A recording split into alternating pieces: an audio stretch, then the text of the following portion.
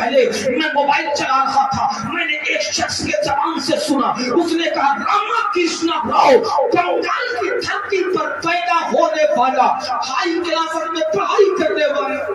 وہ پروفیسر بنا،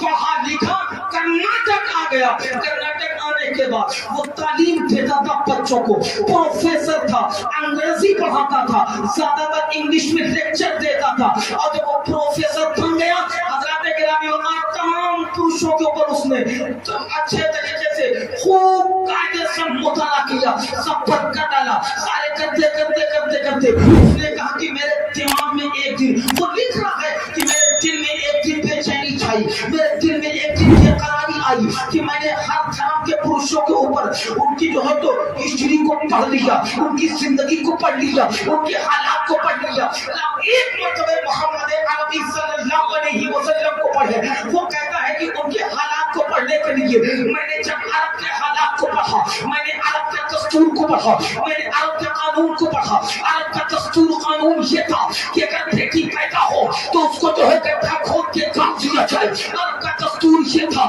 کہ اگر کوئی عورت بیوہ ہو جائے تو اس کو جو ہے تو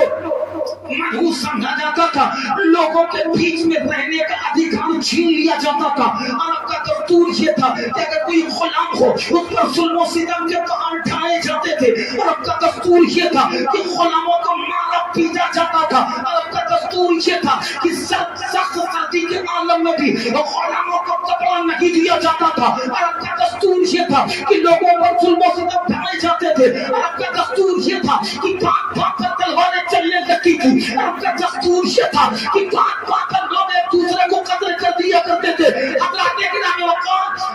راما کرشنا راؤ کہتا ہے کہ میں نے جب یہ عرب کا دستور قانون پڑھا، ایسا قانون بیٹی پیدا ہو تو دفن کر دو، بیٹی پیدا ہو تو اس کو زمین کے اندر ڈال کر کے مار دو، ختم کر دو، اگر کوئی عورت ہو، عرب کا دستور یہ تھا کہ ایک نوجوان لڑکا اپنے ماں کے گلے میں پٹا ڈال کر کے لے جا کر کے بازار میں فروخت کر دیتا، وہ کہتا میں نے جب اس کو پڑھا میرے رنگ کے کھڑے ہو گئے، میں کانپنے لگا، عرب کے لوگ کیسے تھے کہ بات بات پر تلواریں چلنے لگتی تھی، بات بات پر لوگوں کو قتل کر دیتے تھے، بات بات پر غلاموں کو مارتے تھے، پیٹتے تھے، کھانا نہیں دیتے تھے، تھوڑی تھوڑی بات میں جو ہے تو ایک دوسرے کو مار دیا جاتا تھا، کوئی امیر کسی غریب کو چھینے نہیں دے رہا تھا، کوئی گورا کسی کالے کو سکون سے رہنے نہیں دیا جا رہا تھا، اگر کالے ہو تو غلام بن کے رہنا پڑے گا، اگر غریب ہو تو غلام بن کے رہنا پڑے گا، ایک عورت کو کبھی یہاں بیچا جائے، کبھی یہاں بیچا جائے، کبھی یہاں بیچا جائے، کبھی یہاں بیچا جائے،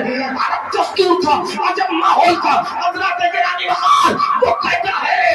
کہتا ہے کہ میں نے عرب کے اندر یہ بدلاؤ جب دیکھا تو میں نے محمد عربی کی چونی کو پڑھا کہ یقیناً بیٹیوں کو وقار کسی اور نے نہیں اگر دلایا ہے تو محمد مصطفیٰ نے دلایا ہے۔ نعرہ رسالت فیضان شیخ سعد اللہ شاہ علیہ الرحمہ، نعرہ تکبیر، نعرہ رسالت، سبحان اللہ۔